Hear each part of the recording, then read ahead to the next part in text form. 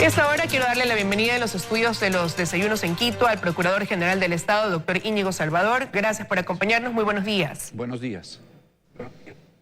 Bueno, como ya lo mencionaba, el día de ayer, tanto la fiscal general como usted formaron parte o tuvieron esta oportunidad de hacer los alegatos de cierre dentro de la audiencia de juicio por cohecho en el caso Sobornos 2012-2016.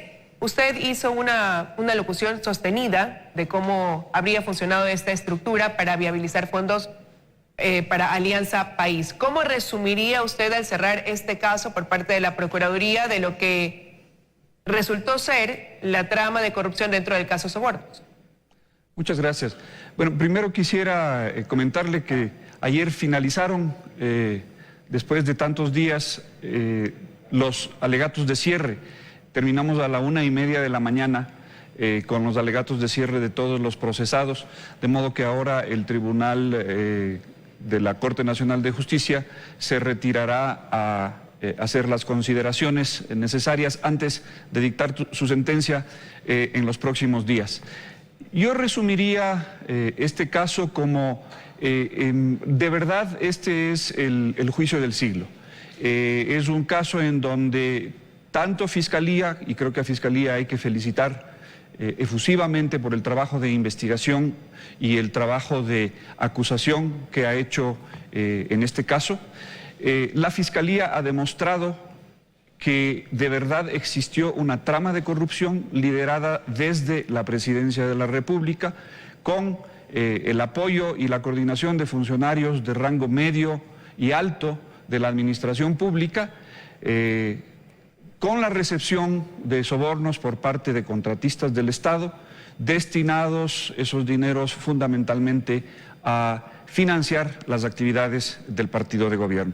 Creo que la Fiscalía y la Procuraduría, en lo que a ella le ha correspondido, y ahora entro a hablar de qué es lo que le correspondió particularmente a la Procuraduría, han cumplido su propósito de demostrar dentro del proceso que efectivamente esto ocurrió. La Procuraduría General del Estado, como representante del Estado, que fue la víctima en este caso de delito de cohecho, recordemos que el delito de cohecho es un delito contra la administración pública y por lo tanto es el Estado el principal perjudicado. Hemos demostrado dentro del caso que el Estado efectivamente sufrió un perjuicio y que ese perjuicio debe ser reparado integralmente por los acusados cuando estos sean condenados dentro de la sentencia. Bueno, y precisamente una vez concluida esta etapa de alegatos de cierre, como usted decía, pues, por ejemplo, la Fiscalía solicitó a este tribunal que se aplique la sentencia máxima, la condena máxima para 20 de los 21 procesados.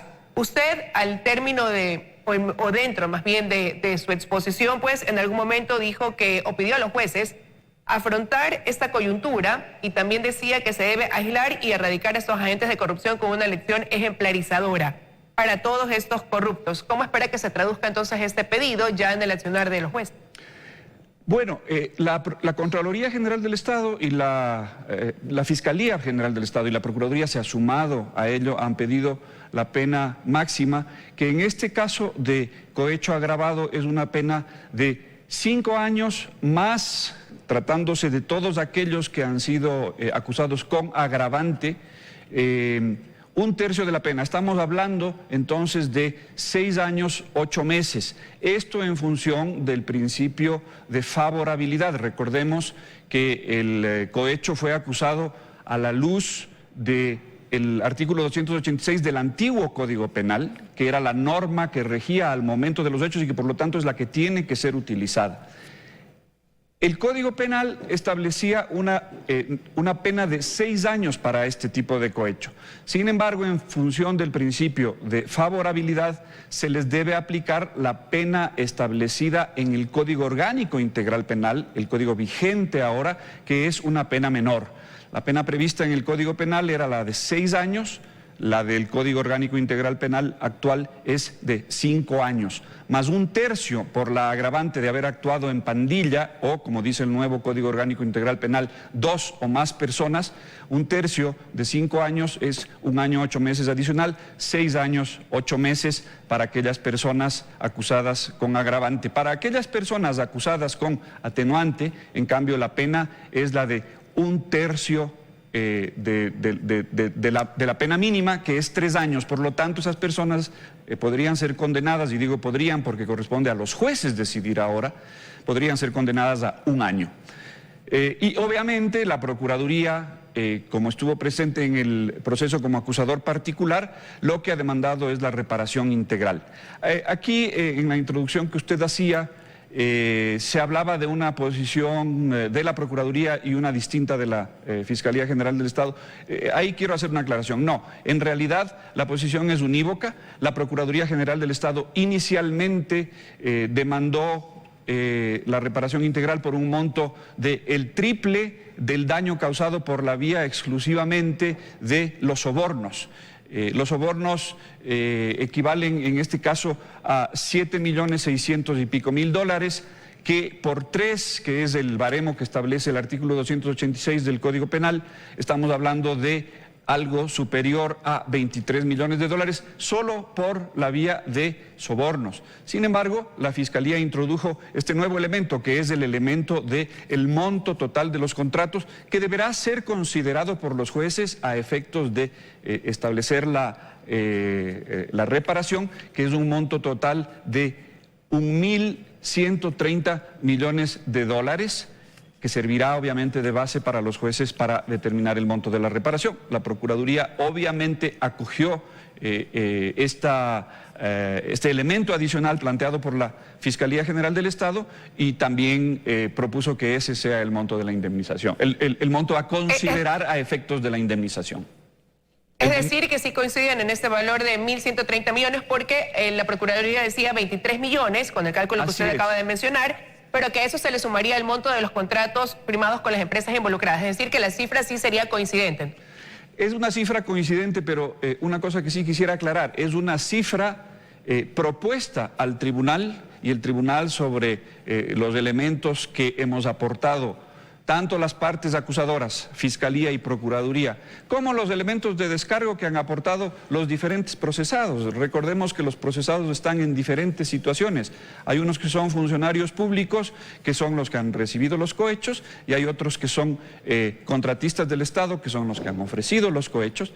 Y entonces, en función de cada uno de ellos, estamos hablando de 20 procesados, el tribunal determinará cuál es el monto de la indemnización y, sobre todo, cuál es la pena que a cada uno de ellos se impondrá. Ahora, de darse paso pues a esta pena o a esta reparación económica que han solicitado, también la pregunta que algunos se hacen es cómo lograr también que se pague o que paguen ese valor. Hay algunos de los procesados dentro de esta audiencia de juicio que tienen sus cuentas congeladas, por ejemplo. Entonces ahí surge también ese interrogante de cómo efectivamente se va a realizar ese pago.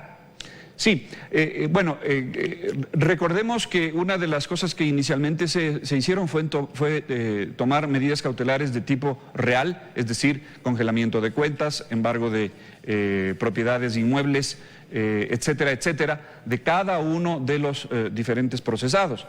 En función de lo que los jueces determinen, habrá que ver cómo cada uno de los procesados responde frente al monto final de la reparación que tendrán que pagar. A la Procuraduría General del Estado, por ser la titular de la acusación particular, le corresponderá, ya con una sentencia que dicten los jueces en este caso, ejecutar esa sentencia a efectos de recuperar todo lo que se pueda. Obviamente el monto es un monto sumamente cuantioso, y habrá que ver qué tiene cada uno de los acusados en bienes con los que puedan responder frente a esta responsabilidad. Pero, como digo, todo esto está aún supeditado a lo que los jueces decidan en el caso en los próximos días. Además de eso, hay una reparación que quizás podríamos ver, está solicitado desde el campo, desde el ámbito moral, quizás si pudiéramos encasillarlo en alguna manera, y es el hecho de que cada uno de los implicados reconozca públicamente a través de un medio de comunicación y acepte su responsabilidad dentro de esto. ¿Qué se busca lograr con este tipo de sanción?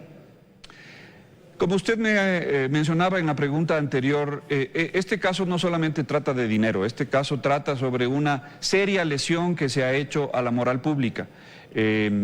A partir de este caso, el común de los ecuatorianos piensa que el funcionario público es inmoral y corrupto por naturaleza, por definición, y por lo tanto el ecuatoriano no confía en la administración pública. a fin de reparar de alguna manera esa grave lesión a la moral pública, este tipo de medidas simbólicas, como serían las que se han solicitado en este caso, una solicitud de disculpas, una satisfacción, como se dice en términos jurídicos, por parte de cada uno de los condenados, sería un comienzo. La otra medida que se ha solicitado es que se publique las partes pertinentes de la sentencia en los principales diarios del país a efectos de que la opinión pública se entere exactamente de qué pasó y por qué se les condenó. Esa es la idea de un juicio como este. La verdad es que es la administración de justicia la única llamada en una democracia civilizada, la única llamada a dar lecciones ejemplarizadoras en la lucha contra la corrupción. Son los jueces a los que se han presentado los elementos de cargo y de descargo los que al final dicen aquí hubo corrupción y por lo tanto esto debe ser sancionado de esta manera. Y la gente se entera de eso y comienza a creer primero en la administración de justicia tan vilipendiada y segundo en la administración pública en general en la medida de que a futuro, viendo esta sentencia, los funcionarios públicos tendrán mucho cuidado de echar mano de fondos públicos. Ahora, si bien ya se está llegando a una etapa final dentro de esta audiencia de juicio, quisiera preguntarle si usted considera que se incluyó a quienes se debía o que quizás quedó por fuera o quedaron por fuera algunas otras personas a las que se pudo haber incluido dentro de este proceso, de esta audiencia de juicio en el caso Socorro.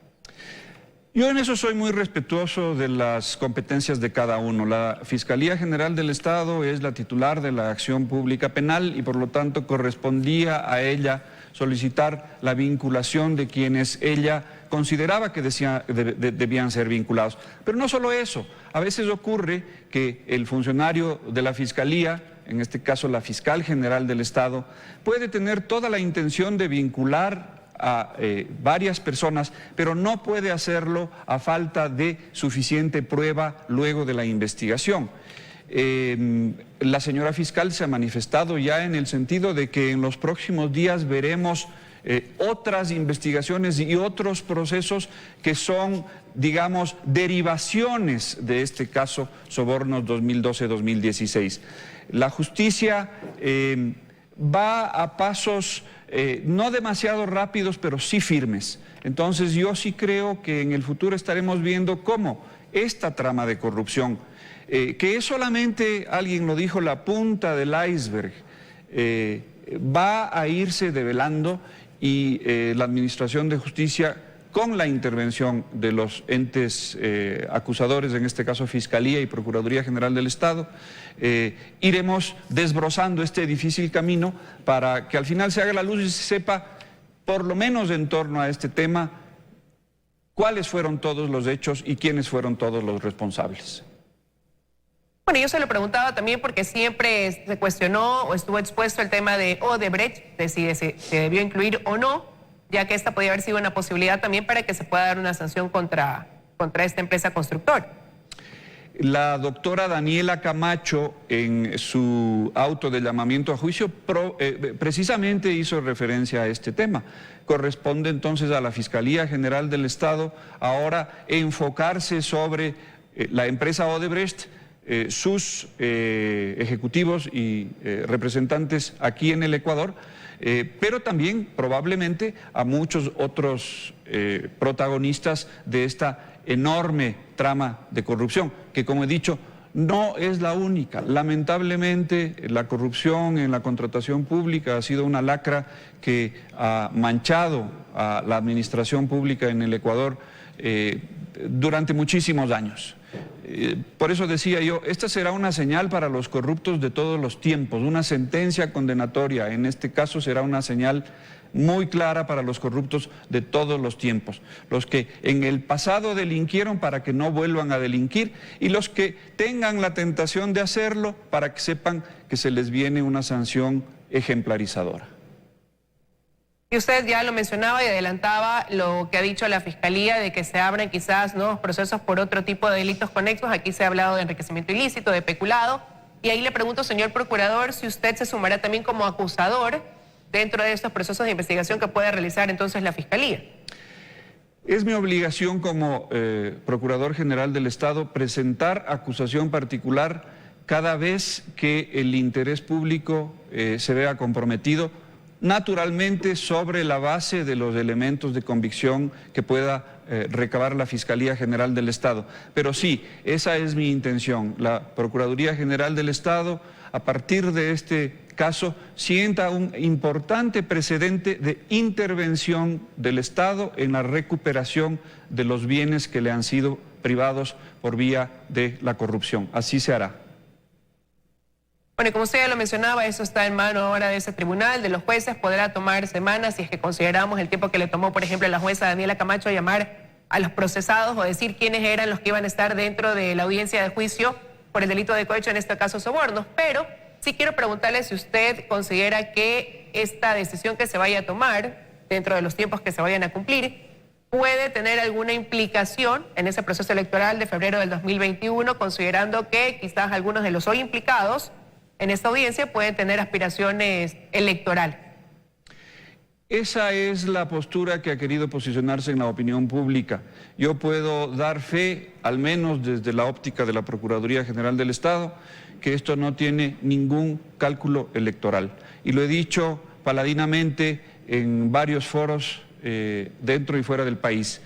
Este es un caso de sobornos en donde se lucha contra la delincuencia. Este no es un caso con dedicatoria para tal o cual procesado a efectos de que pueda o no pueda postularse a las próximas elecciones. Si por cualquier motivo